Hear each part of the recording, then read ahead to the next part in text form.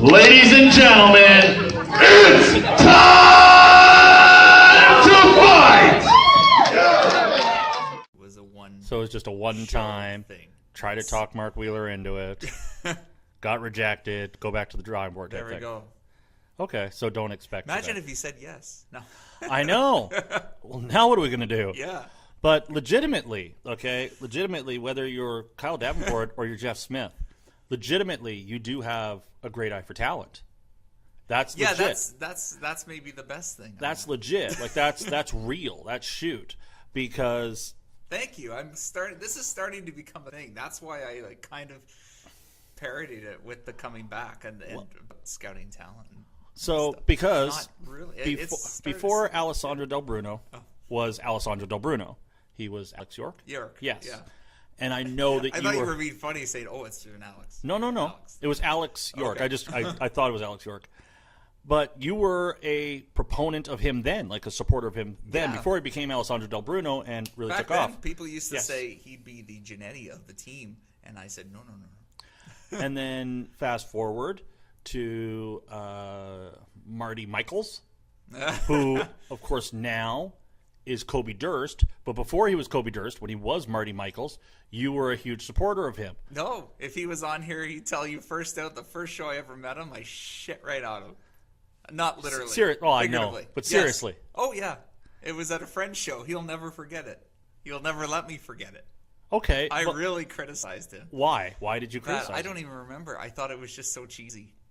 And I thought, who the hell is this? And it okay, but obviously you saw something in him to say, after I got... By dude, the second change this. Yeah, by the second Fringe show, and then he was down at BKPW. Yep. And then that's when I asked him, okay, what else do you have? Yeah. Or can you be? And then he started telling me about the other side of him, the Kobe Durst side. Yeah. This Kobe that he's thought about and been trying to develop, and then that was it. So obviously you saw something we're talking about the eye that you had for talent here. Oh, yeah. So you saw something. You're just like, dude, get rid of this.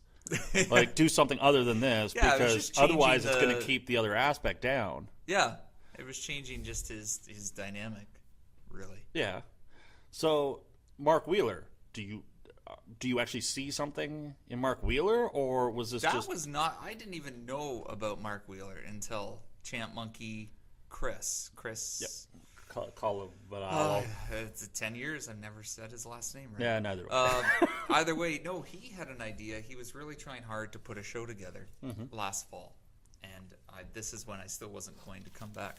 And then he wanted to do one, and he's always been a big supporter of mine and encouraged me to do things. So he wanted me on the show. And I said, okay, I'll do it for you. And I said, who would I be working with?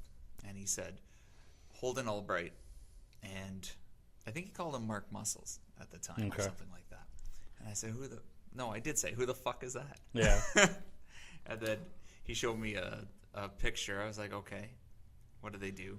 Then got on Facebook, so then you kind of see the Super Kick stuff come up and all that, and then that show fell through.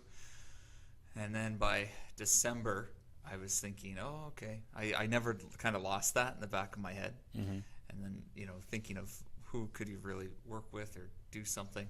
And I thought, okay, well, maybe Chris was on to something. So it wasn't me. Yeah. It was Chris who thought. Okay. But then it was Chris who thought that maybe I could do something with him. Yeah. But in the small sample that you've seen of Mark, what do you think of him? At Crossbody, I saw his best once he was out in the ring and comfortable. Then I really saw him become something. With his personality, and because there's I think everyone has a bit of timidness to them, but there he was really starting to break out and get him be himself. Yeah, maybe not himself, but Mark Wheeler can be. And so that was good to see because I thought he was a little bit quiet first at Barrie, and I hadn't seen I only saw pictures of him at Super Kicked, or clips. And then I thought, oh, okay, here we go. And then, not to mention his look, which is very important because people always criticize size, so at least he doesn't have that issue. Yeah. So it's blending that more of charisma with his physical ability. See, I wish I got out to more shows as a fan, or watched more YouTube videos, because as stupid as it may sound, when I'm ring announcing, I'm watching the matches sometimes, but I'm not like. And I feel bad for kind of saying like the 6-man tag this past Sunday. Yeah. I'm concentrating on the main event, and I'm going over. I know I only say like 20 words. Yeah, you're always but thinking. I'm watching it, but I'm not watching it. Yeah. And I think that's natural. so I think I need to watch more of the matches. So let's talk about this. About that. Yeah, let's talk about this. We past jumped to Sunday. Mark Wheeler. There's a lot of other good ones in there too. Oh, which in the 6-man tag? No. Oh, we were talking about the talent. Oh, On the Sunday. Oh, no. Okay. Then what? Are we talking about Alpha? Or are we talking about me? Well, you want to? Okay, you want to talk about you for a You're little? leading this. We can get. This is all editing and choppy. So Okay. go Well, wherever what? you No. want. What do you want to talk about? Like, Just you want to go talk along. about an eye for talent? Like, who is there? Someone out there that you're kind of like, yeah, he's gonna be good. Oh, that's why me and Diamond Jim Lowe and Sean Gibson from Barrie are all on the same page. Okay. Because they're champion right now, Gabriel Forza. Oh, okay. Yeah, big time. He I'm- really won me over. And it started out 3 years ago when I only knew Vertigo. Yeah. And Vertigo's awesome too, and he's one I like promoting. And I didn't even know who his partner was. Yeah. Then he told me one day. Then Robbie Reckless was doing a charity show. Yeah. I said, "Oh, okay, do fight or flight. I can finally meet his tag team partner." Mm-hmm. And then I saw him, met Gabriel Fuerza, and then from there, so then watching the two, I was like, "Oh, okay." And then he just kind of grew on me. And then with BKPW, I wanted to bring him in. Mm-hmm. Once I got to do a little more creative stuff, that was one of my things. Is like, no, Gabriel Fuerza is coming in. And Okay. then so from there, so I've been now it's almost become like a big advocate for him, whatever he does. Yeah, and he's definitely Fortunately, he got injured.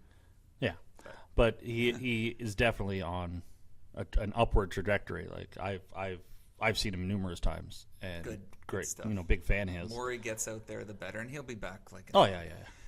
So, but and it actually gives Vertigo a bit of an opportunity to get out there and work on his signals, which I think every tag team wrestler needs to do. Like, don't break up. That's what was so good about the Gym Rats is they did separate. Yeah, and don't they were standalone. Yeah, don't break the team up. Like, don't run a turn on thing